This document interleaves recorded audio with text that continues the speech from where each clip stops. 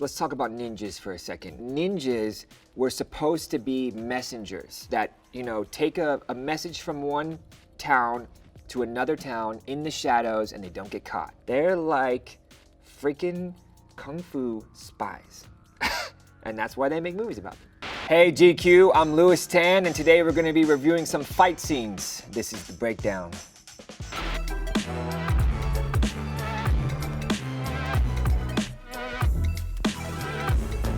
First up, Kill Bill, Volume 1.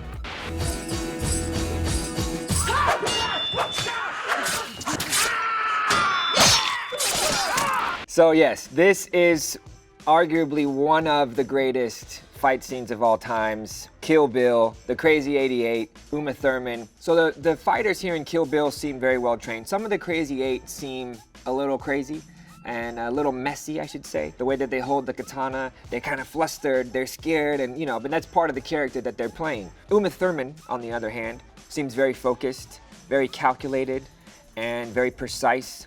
Her sword work is impeccable. And a lot of the techniques that she uses could be used in real life, definitely. I don't know if she could fight this many guys at once, but, it's Kill Bill, baby. I studied katana for a long time with 7-time world champion Caitlin Deschelle. And there's only a few really basic moves that you can do with the katana, the cuts. They're straight cuts, straight across the line, straight down the shoulder, the opposite, and that's pretty much the basic, 8 different cuts.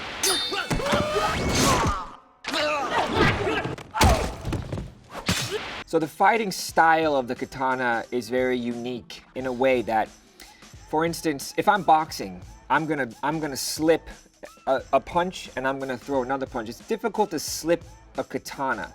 So when you're blocking with a katana, let's say I'm blocking someone trying to slice me in the head, I'm up blocking, and as I'm moving the sword, their sword away from me, I'm going to strike.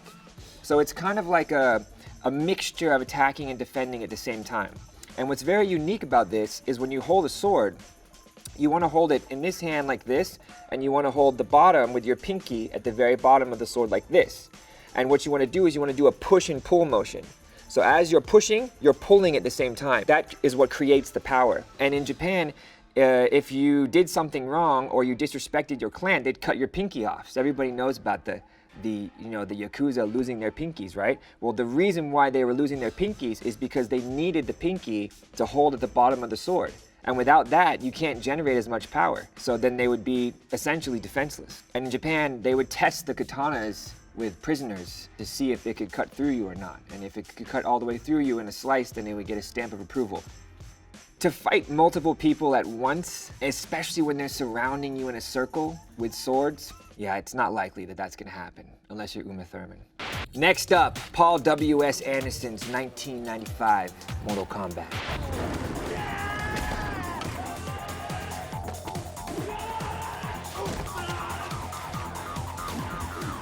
Okay, that was awesome. All right, so this move you see quite a lot. I don't know what the move is called, to be honest with you. I think it's like a mix of judo and wrestling, but I don't really know too many people that could do that, but still very impressive.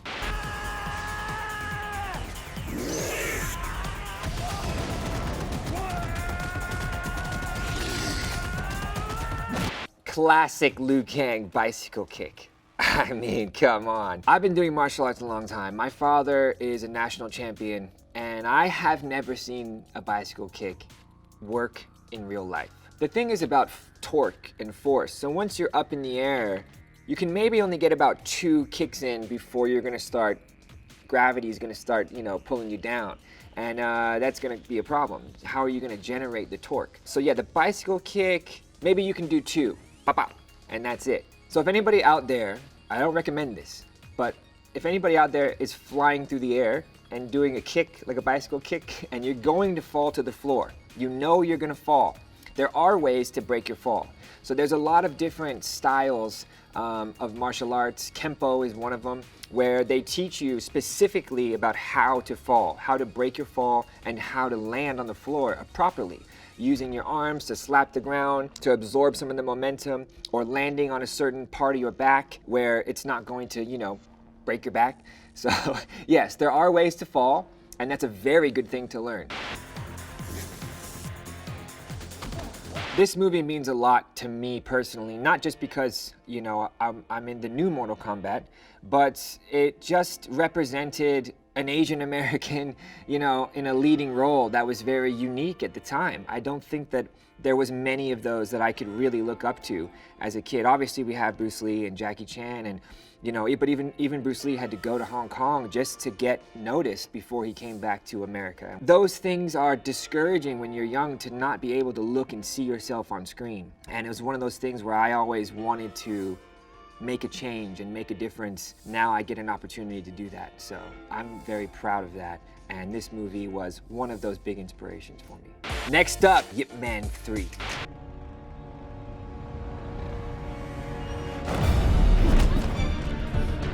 Okay, I gotta stop it right there. I just wanna say, I just got to work and fight with this guy named Simon Cook, who is fighting Donnie Yen in this elevator. And that dude is a beast. So, let me just start there.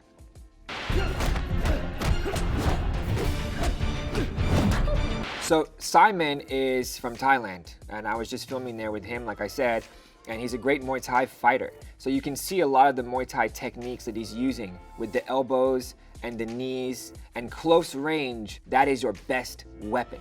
Elbows and knees at close range are the most devastating thing that you can use. So this is all very realistic. Whereas Donnie Yen is using Wing Chun. And Wing Chun is known for the intercepting fist, the chain hand, the chain punches. It's very rapid fire, it's very linear, and it's very direct. So what's cool about Yip Man and the film Yip Man is one of the teachers of Bruce Lee.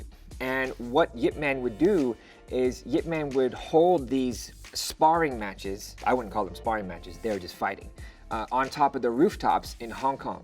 So he would teach his techniques to the students, and in order to learn these techniques properly, you would actually fight another person. And as the legend goes, you know, there would be different dojos that would come and they would challenge them, and they would have these real fights. Not to the death, but somebody gets knocked out, then that's that. But yeah, Yip Man is one of the Grand Masters who taught the great Bruce Lee.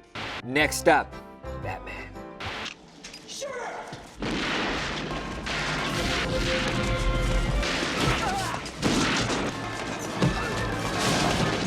Stop right there.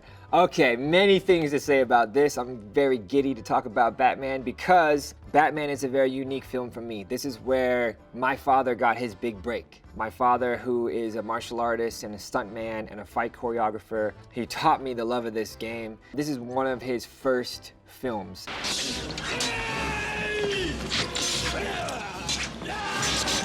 So there's a move where Batman punches with the back of his fist, right? I think that Batman has some sort of gauntlets on his hands, on his wrists. At least that's what it looks like and sounds like when the swords were clashing and he was blocking. That's a real move. So he's defending and then he's offending. So it looked pretty cool. So there's moments in this fight where they're throwing a punch and he's kind of like stopping and blocking it with his hand. That's not really a realistic technique, I would say, that gets used very often. I think that's more along the lines of trying to create something creative in the choreography. But it's Batman. I mean, who am I? I can't critique Batman. What am I even saying? Just delete that, delete it. Next up, we have Marvel's Daredevil.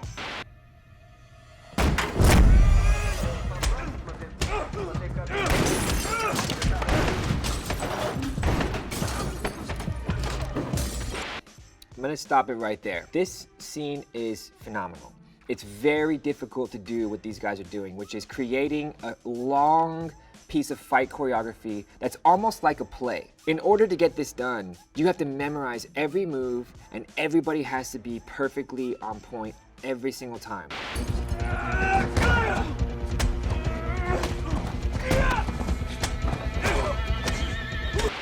That's classic Muay Thai sweep. Classic Muay Thai. Catch the leg, kick the other leg. Very embarrassing. It hurts. It's not fun.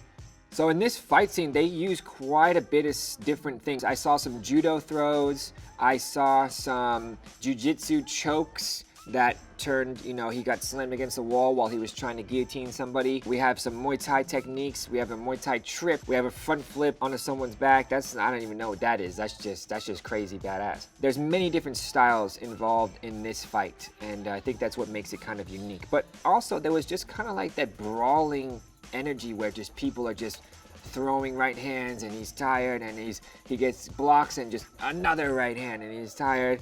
I saw him jump off the wall and do a Superman punch. That has been done before in the UFC and in real life, and that would work. So the bad guys get whooped in this scene, and the protagonist, Daredevil himself, although he's very tired, takes everybody out. I would recommend for these bad guys in the future to attack him maybe at the same time, try to overwhelm him, try to put him in a position where he can't defend himself from all angles, hit him in the back of the head, maybe somebody grab his legs while the other person is striking. You gotta use your brain, man. You gotta be smart about this. You're fighting Daredevil here. He's blind. He's blind. Come on, you could do better. Do better. Next up, Lethal Weapon 4. Okay, take it easy. All right. You're not gonna stand for that, are you, honey? This is a situation that could be very realistic and could happen in real life, where someone, especially with women, they get grabbed from behind, or they're being held by someone who's stronger than them, like a man who's stronger than them physically, and they need to get out of the situation. She kind of uses a little bit of a jiu-jitsu/judo technique to get away, and then she's gone. And I think that that's something that it's very good to learn, not just for women, for everyone.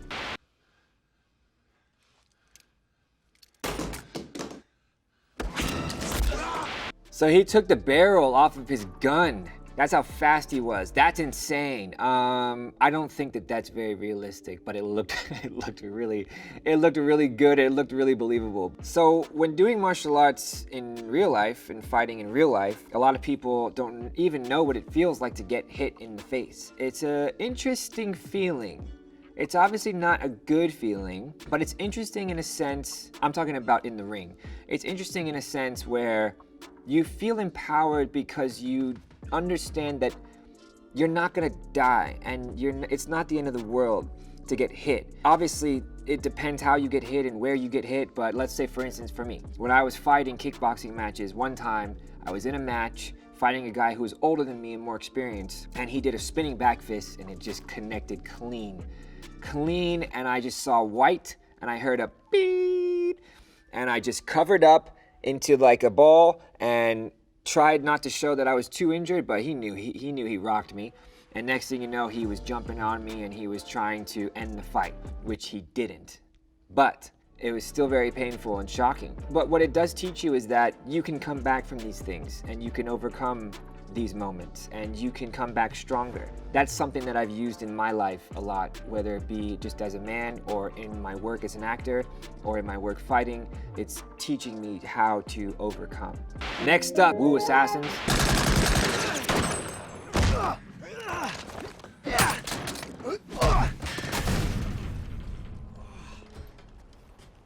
Familiar face. So when I disarmed the guy with the gun, his arm is over my shoulder, I put him in what is called a Kimura lock. It's a shoulder lock where you're trying to rip the person's shoulder out of the socket. The Kimura is used very often in the UFC, and a lot of people have lost fights to Kimura. It's a real move. It's from Jiu-Jitsu. It's a fantastic type of armbar. We tried to just put a little spin on it. So we're trying to shoot as well as put someone in a Kimura.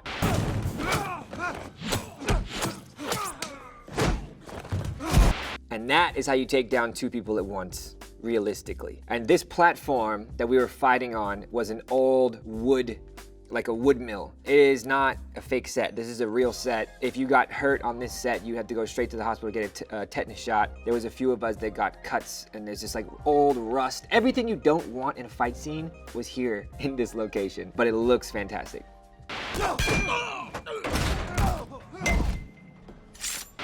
Okay, so here's a really interesting thing. So now the fight has changed from this long stick that he had to now this small knife. So you see how I'm evading the knife? Do you see how when I tried to block, he cut my hand? Then he cut my face? That's very realistic. That's how you want to fight with a knife. Whatever's in the closest limb in front of you, you're going to take. And I think that was done really well in this scene.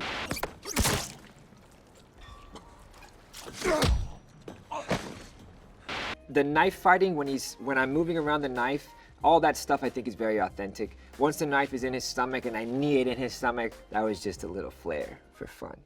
And finally, we have the new Mortal Kombat.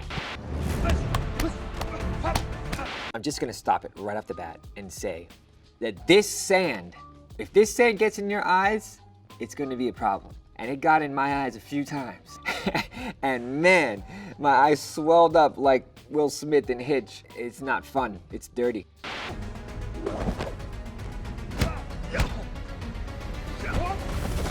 Okay, so in this scene, I am fighting Max Huang. Max Huang is playing a character named Kung Lao.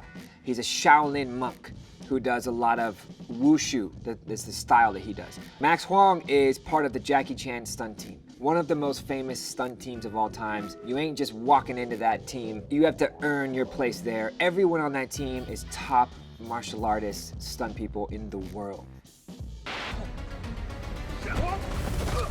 That move right there is part of Cole Young's MMA training. It's a wrestling move. It's a single leg takedown. He caught a kick and he took him down. I put a little spin on it, but that's what that is. So now we have a wushu fighter who threw a kick and he got taken down by a wrestling move.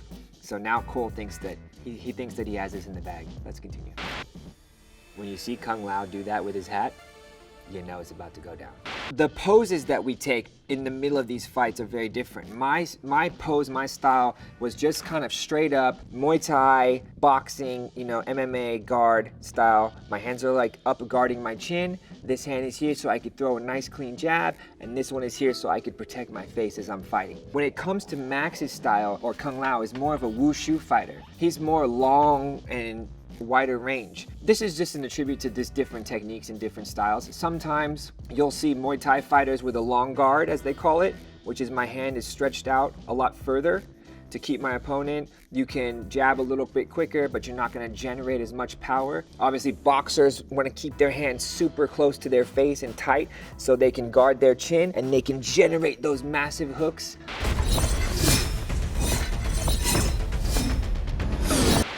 So funny story there. This hat is a pretty heavy hat. I think it's like maybe 12 pounds, 13 pounds. So Max is doing all these tricks with the hat and it's very strenuous on his neck. Now, he has this move where I'm throwing kicks, just normal kind of like roundhouse kicks, and he's blocking it with the hat. But the hat is really hard. It's like made of wood. I broke my foot before kicking a piece of wood, another long story. So when I was kicking that hat, all I was thinking about was, I gotta make this look as real as possible, but if I break my freaking foot again, I'm gonna be pissed. You don't really wanna kick someone with the toe. That's kind of like where I went wrong. It was obviously an accident. Toes are weak. You wanna kick someone with your shin, or you wanna kick a little lower than your shin and try to get on the top of your foot.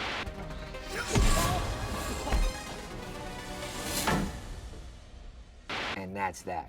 The hat wins. That's a really cool training sequence. That's MMA, kickboxing and wrestling versus wushu and a magic hat. You know who won. All right, well, that's a wrap. Hope you guys learned something. I had a lot of fun. Thanks for watching with me. Till next time.